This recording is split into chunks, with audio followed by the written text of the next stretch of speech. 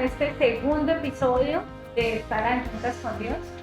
Hoy vamos a hablar de administrar es un acto espiritual, pero también vamos a dar dos frases donde vamos a iniciar y vamos a poner en contexto, y es: la prudencia nos ayuda a evitar las deudas y la visión ahorra en invertir y en el propósito. Entonces vamos a darle paso a José para que nos siga contando, nos siga explicando sobre el tema de la prudencia. Gracias otra vez por el espacio. Muy contentos y felices de poder compartir otra vez con esa maravillosa audiencia. Mira que eso que acabas de mencionar es un tema que ya nos pone en un contexto diferente a lo que hablamos en el episodio anterior, y es el tema de la deuda. Uno dice, como dijo Jesús, el que esté libre de pecado que tire la primera piedra. A ninguno. El que levante la mano, el que no tenga una deuda en ese momento, yo creo que sería un 1% de las personas que podrían levantar la mano. Y es que la deuda es un hábito, y más en nuestro contexto latinoamericano, voy a decirlo de esa forma, pero la deuda es un hábito y nos lleva a un contexto muy particular, estado financiero de nosotros. Un primer contexto nos lo da el libro de Proverbios 22:7, que dice que el que toma prestado es esclavo del que presta, ¿cierto? Entonces, cuando estamos en ese contexto, sí o sí, cuando tenemos una deuda, somos. Entonces, ¿qué significa ser esclavo? Que no tenemos libertad.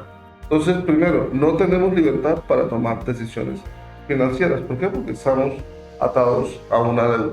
Segundo, no elegimos con propósito. ¿Por qué? Porque no tenemos libertad. No tenemos de pronto esa facilidad. Y a pesar de que no toda deuda es mala, hay una deuda que se consolida como una herramienta útil para de pronto alcanzar algunas metas o construir algún proyecto, etcétera. Siempre tenemos que tener una serie de herramientas muy concisas para visualizar lo que es una deuda. Y de esas herramientas queremos, junto con Oswald, hoy hablar un poco. A veces el tema de sostener una imagen nos pasa mucho. Con la deuda es un tema bastante relevante. Una herramienta útil que nos sirve la llamamos las reglas de las 72 horas. Es decir, la han escuchado por ahí. Y es antes de hacer una compra, una gran envergadura o no esencial. Cuando hablo de no esencial es venga, no sé si comprar jabón o no, eso es esencial, ¿no? Me tengo que bañar, ¿sí? O será que compro un pantalón, o no, es esencial, pues lo compro porque lo necesito. Pero cuando son compras no esenciales, hay que dejar pasar un tiempo, pensarlo, evaluarlo. Nos ha pasado que en una llamada un vendedor nos logra vender algo y trabaja con nuestra emoción, nuestro impulso, y rápidamente lo hacemos. Yo recuerdo que, voy a poner un ejemplo pequeño, cuando me casé íbamos a comprar la lavadora, y la lavadora es esencial, la nevera es esencial, el comedor es esencial, pronto un poco menos, pero nevera y lavadora, uno dice no, pues nevera primero porque ahí almaceno alimentos y puedo mientras tanto lavar a mano o apoyarme en algún familiar para la lavadora, ¿sí? Pero recuerda que cuando compramos la nevera inicialmente, la miramos y esperamos tal vez unos 7 días. Teníamos la plata para comprar, pero queríamos encontrar la nevera que mejor servicio nos pudiera prestar al mejor precio posible. Entonces fuimos a los centros comerciales, fuimos a las casas de electrodomésticos buscando, ¿cierto? Sí, cotizando y buscando a lo que se acomodara y que nos permitiera, pues sí, tener lo mejor al menor precio posible. A veces eso, cuando tenemos un poco de mayor de capacidad adquisitiva, no lo hacemos ya porque no, pues son 50.000 de diferencia, 100.000, pero esos 50.000 o 100.000 de diferencia son importantes. Entonces, son hábitos que no se deberían perder. Cuando ya tienes y de pronto no quieres buscar eso que antes buscábamos, que era cotizar, entonces a veces no la quieres porque estás pendiente con esa gente. También una regla de orden, una regla de presupuestar, de no gastar más de lo que... Exactamente, y ojo, y no es miedo, es prudencia, que es de lo que estamos hablando.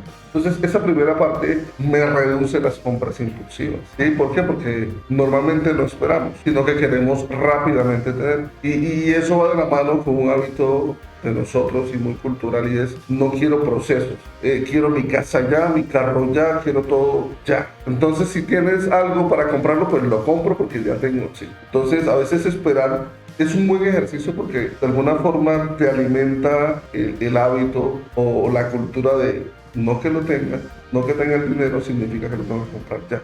Pero en un momento, ¿cierto? Y eso como que me da de alguna forma, o ejercita, esa es la palabra correcta, ejercita el tener el control completo sobre lo que yo tengo. Primera herramienta. José hablaba del miedo. A veces se puede interpretar la prudencia como miedo, pero realmente lo que termina siendo la prudencia es dominio propio. Y como bien lo decía José, es reducir esas compras impulsivas o emocionales de las que hablábamos en la primera. Si yo tengo un dinero hoy, me lo gasto hoy porque sé que Dios me lo va a proveer mañana.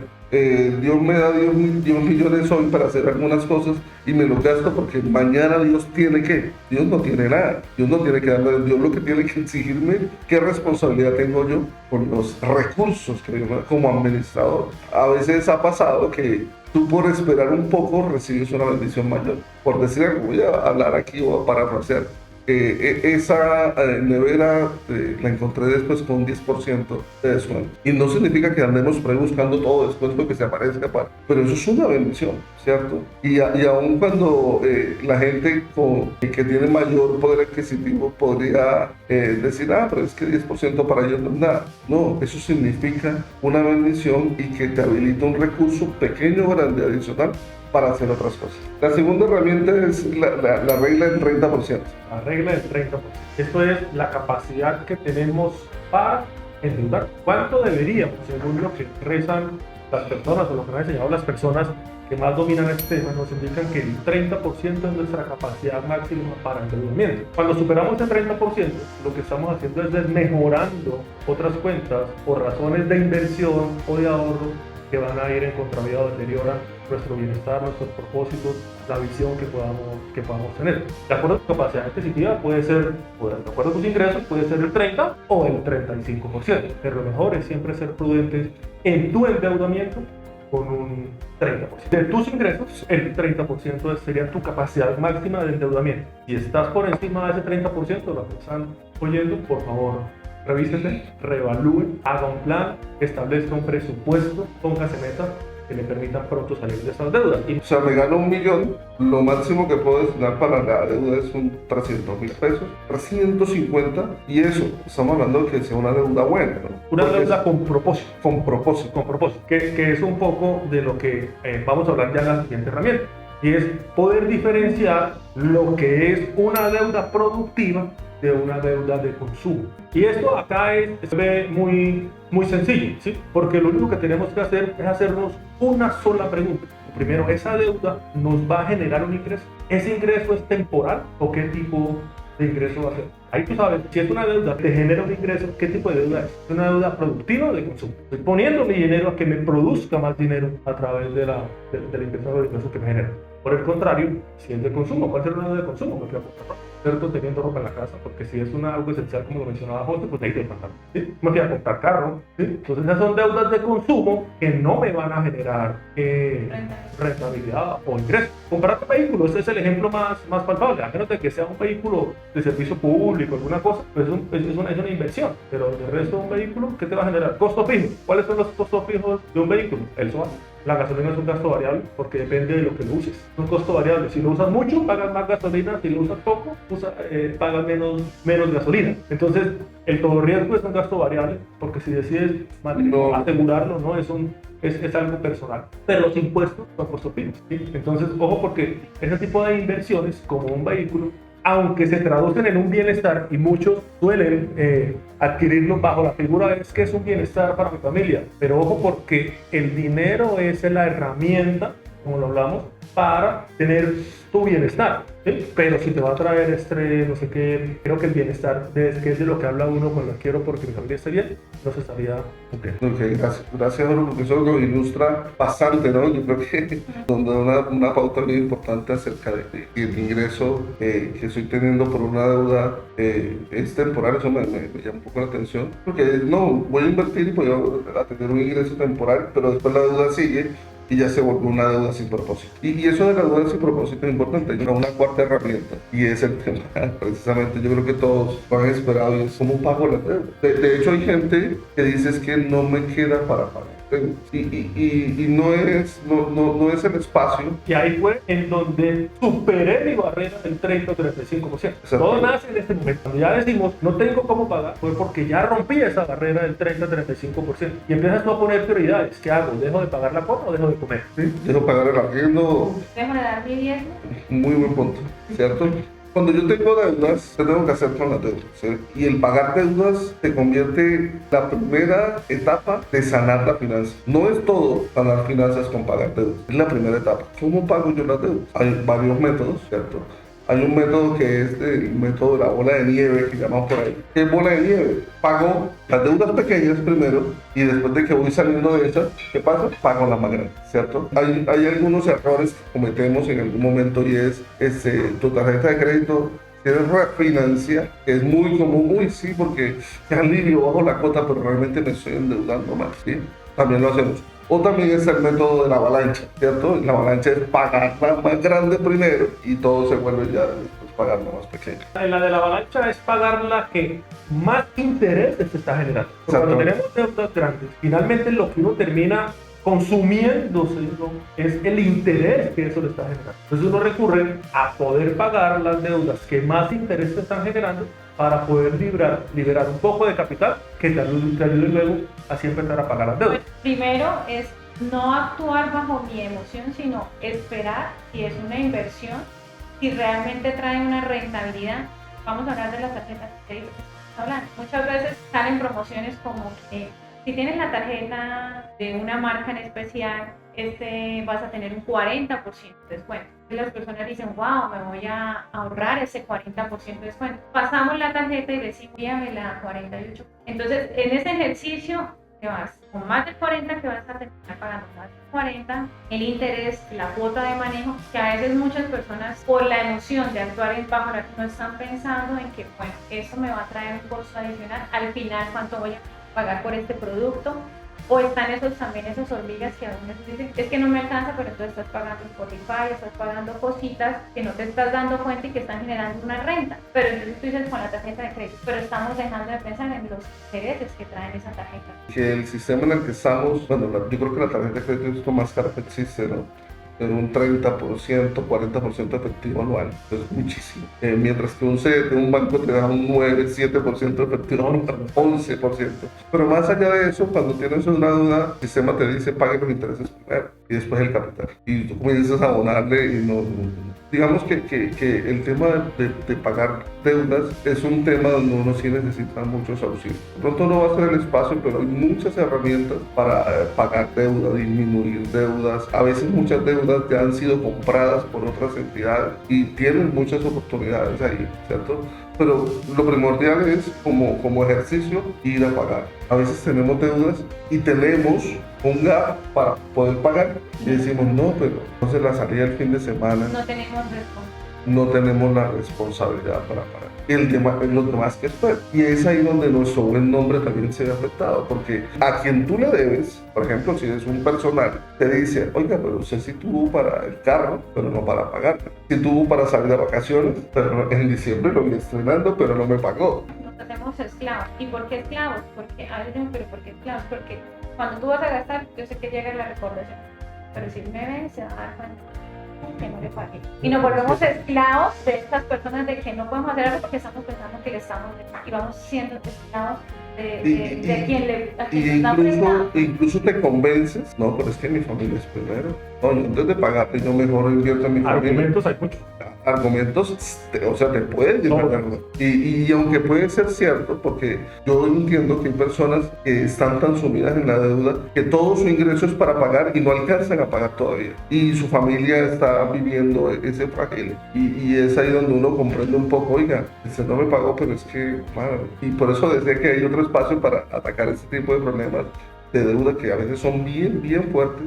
Lo digo porque yo los viví en carne propia. A veces bromeo con mi esposa y le digo, hay una señora que conocí y que nunca quiero volver a ver en mi vida, y es a la señora deuda. Todo trato de no endeudarme con todo lo que, a no ser que, como dice Orlas, es una deuda con propósito, voy a comprar un activo que me va a generar una rentabilidad y la tengo bien mapeada, y esa rentabilidad va a sobrepasar por mucho el tema que voy a pagar de intereses por la deuda que adquirí. Exacto, y es como un tema como de emoción, con lo que una vez nos hablaban y nos decían, nos invitan a un cumpleaños, y en ese entonces para el regalo. Nos endeudamos por algo que no tiene propósito, que podemos decirle a la persona, puedo ir, pero pues la verdad no es nuestro tiempo, ¿cierto? Queremos más estatus, entonces El estatus. Empezamos a adquirir deudas cuando hay prioridades. Un ejemplo, no hay para pagar un servicio público, por eso que pospongo lo del servicio, pero voy. No estamos siendo organizados y acá lo que queremos hablar es del tema del orden, y es, José, a la gente la abruma porque dice, bueno, ya cometí todos los errores. Ya no puedo echar atrás. Ya no puedo echar atrás lo que hicimos. Tengo estas deudas, ¿cómo empiezo a solucionar? Pero sí tener la conciencia de que si debemos pagar. ¿Por qué? Porque también tienen esos pensamientos de que, bueno, pues en cambio lo mío sí va primero.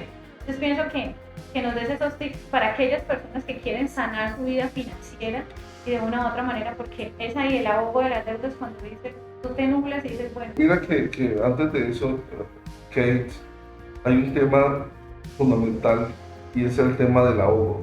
O sea, he conocido personas que han querido suicidar porque no pueden pagar y le dan una vuelta, le dan otra y no encuentran cómo. ¿Sí? Los intereses los tienen absorbidos. Y es ahí donde cuando tú tienes que buscar ayuda. Porque cuando tú no puedes resolver algo por ti misma y no encuentras una salida, y tienes que buscar ayuda. Hay mucha gente a tu alrededor, dentro de tu círculo, que tiene experiencia. Por ejemplo, yo tuve una situación muy particular donde los intereses, todo lo que pago eran intereses y capital cero, y cada vez yo decía, oiga, saco cuentas para pagar con mi salario, necesito pagar 35 años, eso es impagable. Entonces, como comienzo, venga, voy a asesorarme, ¿qué puedo hacer, cierto? Voy a llamar a los acreedores, ¿cierto? A los que les debo, oiga, necesito que congelemos eso, necesito hacer una negociación, ¿sí? Y comenzar a tomar acciones que me permitan comenzar a respirar, por ejemplo. Eso es un muy buen hábito. De hecho, hay empresas de consultoría de eso, que te digo, oiga, declárese en bancarrota. No tiene cómo seguir, ¿cierto?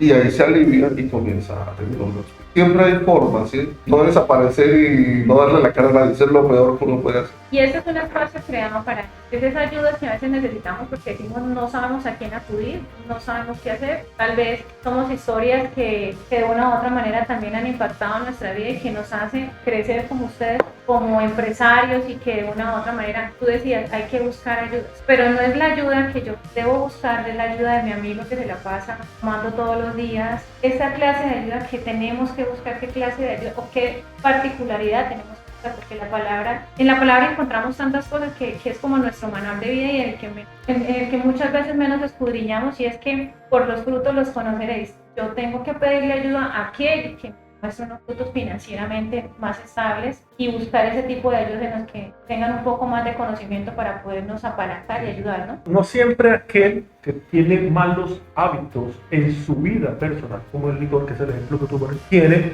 una salud financiera mala, ¿sí? Porque es que, por eso es que hablamos que la salud financiera es una relación directa entre el corazón y el dinero, ¿sí? Es lo que yo quiero tener. Esa persona, muy seguramente, no todos, tendrá dentro de su presupuesto, a quien es libre de organizarlo, dentro de su momento de esparcimiento y entretenimiento, algún lugar para gastar el dinero. Pero no se trata, cuando tú dices, que me parece muy importante, de buscar consejos en personas idóneas. Esa sí es una buena acotación, ¿sí? ¿A quién me voy a acercar? Al que sabe de finanzas, al que está organizado, al que veo en su corazón, ¿cierto? Un corazón genuino, ¿cierto? Con responsabilidad, con todo lo que hemos hablado hacia adelante, que demuestra a través de sus hábitos que el dinero no es el primer lugar. Ahí es donde debo buscar un consejo. Y algo importante, Caterine, para tener en cuenta es que una deuda que no tiene plan es una deuda permanente. Es una deuda que vamos a tener toda la vida. Luego, si tú vas a adquirir una deuda, pregúntate para qué. ¿Cuál es el plan que te tienes? Y algo muy importante es entender que una deuda sin un plan es una deuda que se vuelve permanente. Siempre hay que preguntarnos para qué estamos adquiriendo, cuál es el propósito. Y si hoy por hoy tengo una deuda, bienvenido, establezcamos un plan también para salir de esa deuda. Dos de los métodos que nos mencionamos es muy importante. Recordemos, la bola de nieve y la avalancha. No, y algo que ya nos pone un poquito más allá es, oiga, estoy saliendo de deudas, rompa con el patrón, ¿sí? porque tienes deudas, Dios te ayuda a salir y vuelves y te endeudas. Eso es un patrón. Otra vez estoy endeudado. Y yo no sé si a ustedes les ha pasado, pero una época en mi vida estoy endeudado, salí súper bien, y a los 5 años otra vez en la misma condición. Pues repetí el ciclo, ¿no? ¿Por qué lo repito? Tengo que romper patrones. O sea, decidir no endeudarme más. Es una de las cosas fundamentales. O podemos endeudarnos, pero lo que nos enseñamos hoy es cuál es el propósito. Porque podemos volver a adquirir una deuda, pero entonces ya no va a ser una deuda que me va a adquirir un gasto, sino que va a tener un propósito. ¿Cuál es el propósito? Bueno, adquirir una deuda ahora con casa, ¿sí? Porque podemos estar endeudados, pero lo que decía Osvaldo es muy importante. ¿Cuál es el propósito? Preguntarnos, ¿cuál es el propósito del que yo voy a adquirir? Exactamente, sí, perfecto, ok. Sino que es más enfocado en las deudas en las que yo tengo, oiga, voy a ahorrar para comprar eso, no me aguanto ahorrar, tengo que comprarlo ya, ¿sí? Y ahí ya me metí, ya pago intereses, estoy pagando por no esperar, ¿sí? Por eso siempre evalúo, espero, y eso me ejercita, a veces uno es contradictorio porque voy a esperar para invertir o para comprar algo, para gastar algo, porque es diferente invertir a gastar. Pero me espero, tengo la habilidad de esperar o no puedo esperar, tengo que comprarlo, ¿sí?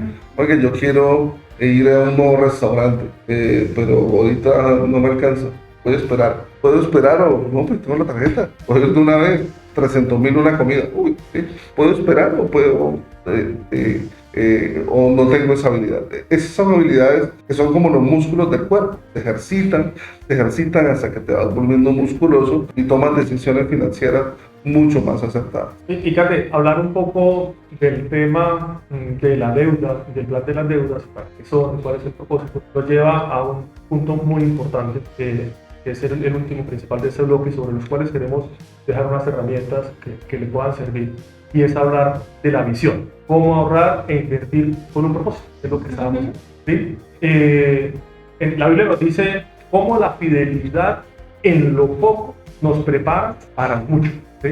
Anoche cuando preparaba ese tema hablaba con mi esposa un poco sobre eso. Pero para mí lo que significa es pensar en más allá de eso. ¿Sí?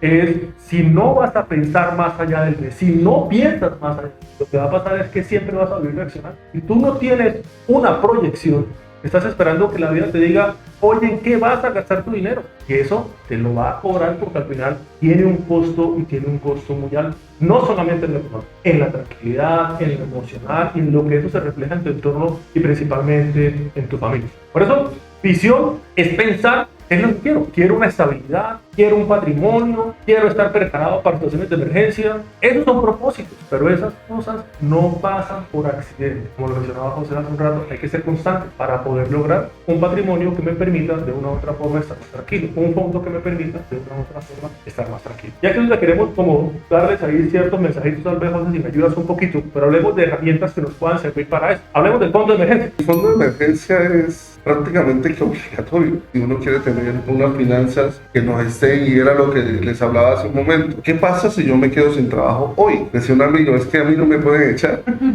Y yo le dije, ¿por qué? Porque si me echan, me friegan. Entonces, si yo quedo sin trabajo hoy, ¿cuánto puedo subsistir? Eso me quita presiones, eso me quita presiones y presiones. Solamente pensando en un destino, pensando en la inmediatez de la corrección. El ejemplo que les ponía hace un rato. Si tengo un plan de ahorro y me sale un gasto imprevisto, se me dañó el carro y no tengo ese plan de emergencia, me va a tocar reducir las inversiones o los gastos que tengo destinados para bienestar, para ahorro, ¿sí? Para otras cosas, para crecer mi patrimonio, porque no estuve preparado. Y no hay que ahorrar millones, o sea, puedes empezar a ahorrar 50.000, 100.000, cuando vienes a ver en un año, ya 50.000 pesos tienes 600.000 pesos. Eso nos puede sacar de una emergencia en cualquier momento. Pero ¿qué pasa? Hay muchos gastos que tienen esos gastos imprevistos, ¿sí? Yo te quiero poner, viene un gasto imprevisto que requiere de un dinero extra, pero entonces tenemos otro mes donde teníamos como un ítem para, bueno, vamos a salir los domingos, pero tenemos un gasto que ya nos generó. Hay mucha gente que puede decir, no, el gasto después lo recupero, y podemos en el otro mes de pronto reducir un poco ese gasto, pero nos seguimos en la misma, o sea, seguimos como en el mismo plan de irresponsabilidad. Entonces nos vamos y gastamos más lo que ya venimos atrás gastando. Entonces, como organizar. La revisión del presupuesto. ¿Te acuerdas que una de las herramientas que poníamos era revisar cada 7 días el presupuesto? El presupuesto tú lo haces al mes, pero tú revisas el presupuesto cada 7 días y te das cuenta que desviaste por la emergencia, destinaste algún dinero hacia allá. Pues que te toca replantear el presupuesto, de pronto reducir un poco las salidas, tal vez quitar el Netflix y quedarte solo con Prime o lo que sea, no poder tener todas las plataformas que te permitan de una otra forma, de una manera sistemática, cubrir esa situación de emergencia que te salió, porque a veces la situación de emergencia puede superar el fondo que tienes para emergencia. Lo importante está es cómo ajustas tu presupuesto, qué plan construyes a partir del reconocimiento de tu realidad. ¿No recuerdas como hablábamos en el primer bloque, en la primera parte? Nos creemos, no somos conscientes de la realidad que tenemos de manera financiera. Así como vamos aumentando entonces progresivamente las redes sociales, llegamos porque no replanteamos, no planificamos, no fuimos prudentes. Y mira que hay algo particular aquí, y es que una cosa es el imprevisto, fondo de emergencia, ¿cierto? Otra cosa es el ahorro automatizado, ¿cierto? O el ahorro. ¿Imprevisto qué es? Yo siempre digo a mi esposa, amor, en el vehículo en el que nos transportamos debe haber siempre 150.000 pesos, pero ahí dentro del vehículo para un imprevisto. ¿Qué pasó? Le di el reversa y le pegué a otro carro. Llegó tránsito, nos dice, levantamos los carros o arreglen entre ustedes. Yo tengo una plata ahí para un imprevisto. Oiga, sí, fue mi error, negociamos. ¿Cómo podemos hacer, cierto? Iba y de pronto algo le pasó al vehículo, voy a traer el vehículo, o algo le pasó a mi ropa y necesito cambiar y tengo algo de imprevisto. Entonces siempre puedo comprar ropa, pero me tocó comprar ropa porque resulta que tengo solamente 2 pantalones, ese y el otro es ese. Entonces tengo que cambiarlo de imprevisto porque ¿sí? Son cosas que se atienden. Mis hijos necesitaron de imprevisto un cambio de zapatos porque el niño se puso a jugar fútbol y lo reventó. Eso es un imprevisto. Bueno, yo tengo una experiencia muy personal que también le puedo contar a toda la audiencia, y es cuando hablábamos de pantalones que tengo que me sale de imprevisto, ¿sí? Y en ese entonces yo también tenía 2 pantalones, o era el café o el negro, y para los algunos conocen mi historia, así, y se me rompe el café. Yo tenía café y negro, pero tenía que esperar hasta la quincena para poder remediar. ¿Qué hice? Coserlo. ¿Pero por qué? Porque no vivíamos bajo qué piensa el otro. Uy, no, pero yo con eso. Entonces es como mirar esas prioridades y organizarnos y decir, bueno, este es el plan, pero tenemos que esperar eso. No corramos en el tiempo de correr a esas estrategias que al final nos van a estar ahogando en más deuda. Lo que pasa es que podemos utilizar la figura de imprevisto para todo. Exactamente. O sea, ¿qué es realmente un imprevisto?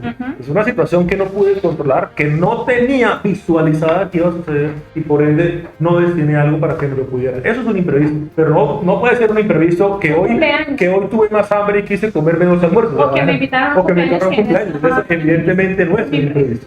Entonces, hay que ser claros en lo que tiene que ver con imprevisto. Miren, y es importante establecer, José ya nos habló de lo que tenía que ver con el ahorro, ¿sí? Y es algo, también viene de la mano con la generosidad. Así como somos generosos cuando nos sobra, en materia financiera, para lo que tiene que ver con esto, también somos generosos para ahorrar si nos sobra. Entonces, tienes un plan de ahorro, no puedes ahorrar solo si te sobra, ¿sí? Debes ahorrar, ¿cierto?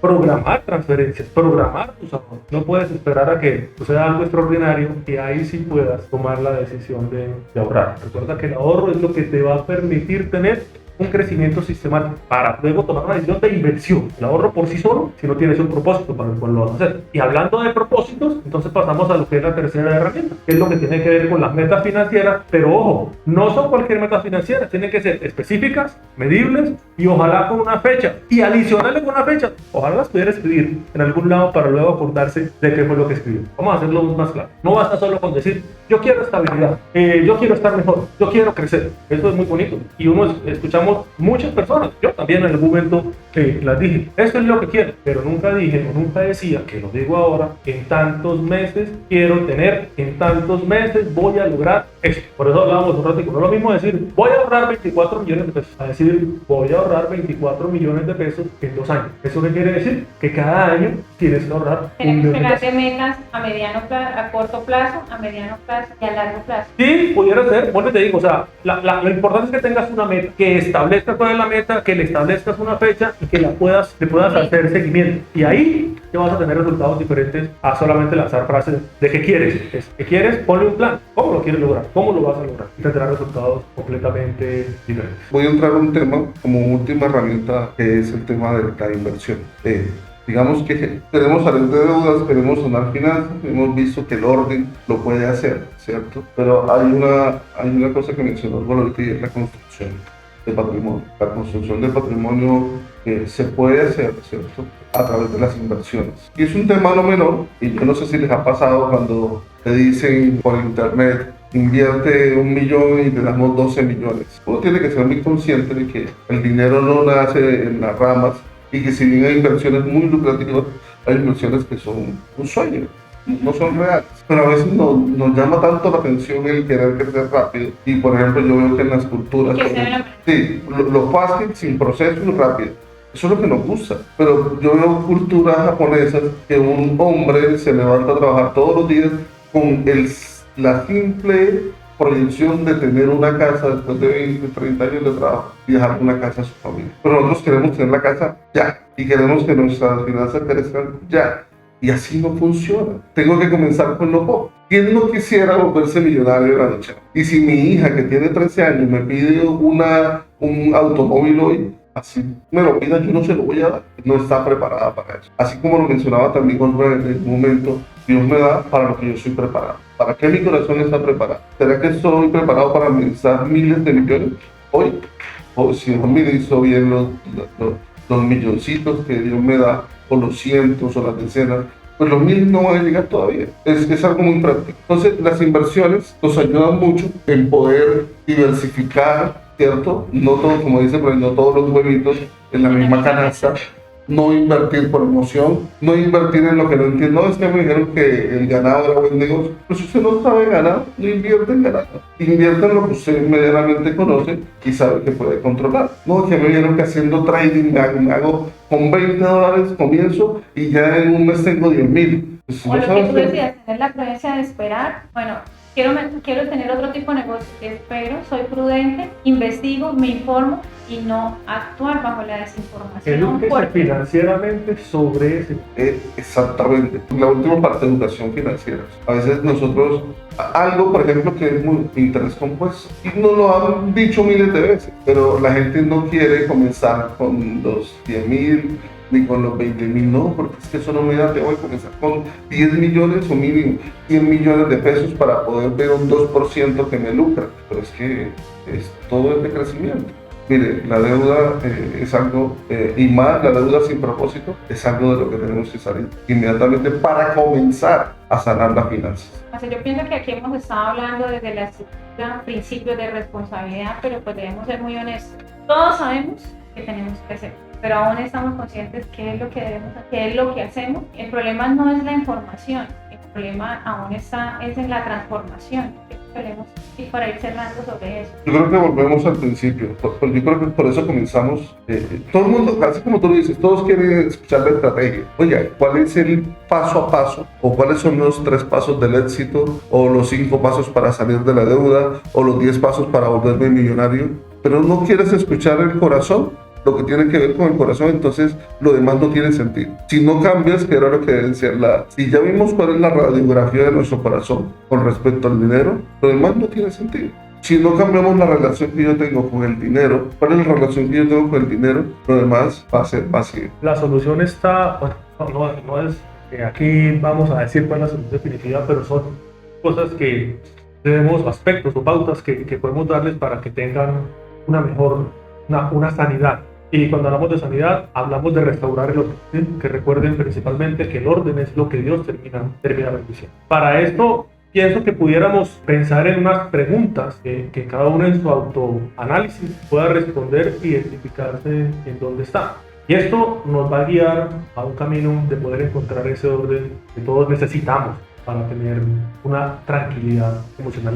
Y lo primero es, hágase un diagnóstico en esto, ¿sí? Sin excusas, sin ninguna máscara. Hágase usted el diagnóstico en esto de en dónde está, qué está gastando, dónde está gastando, por qué lo está. También sí, de pronto muchas veces nos victimizamos. Es que fue por él que yo estoy así. Yo le tengo una frase a mi familia, uso particularmente, le digo, cuando uno quiere algo, busca todas las excusas y se llena de razones para lograrlo. Tú quieres cambiar el carro, te vas a llenar de razones para cambiar tu carrito, que te sirve para lo mismo que tú quieres cambiar de casa, te vas a llenar de razones para quieres cambiar de trabajo, por más que alguien te diga no, porque vas a encontrar las razones. Entonces no se trata de buscar las razones, se trata de ser racional a la hora de tomar la decisión que nos corresponde. Ahora, lo siguiente es, revisemos si estamos realizando presupuestos con propósito. Recordemos que hablamos de que cada peso debe tener una asignación. Lo que ingreso contra lo que destino, al final el balance tiene que ser cero. Lo que me ingresa, lo que yo tengo destinado, esa resta me debe dar cero. No me puede caer ni un peso volando, porque ahí es cuando decido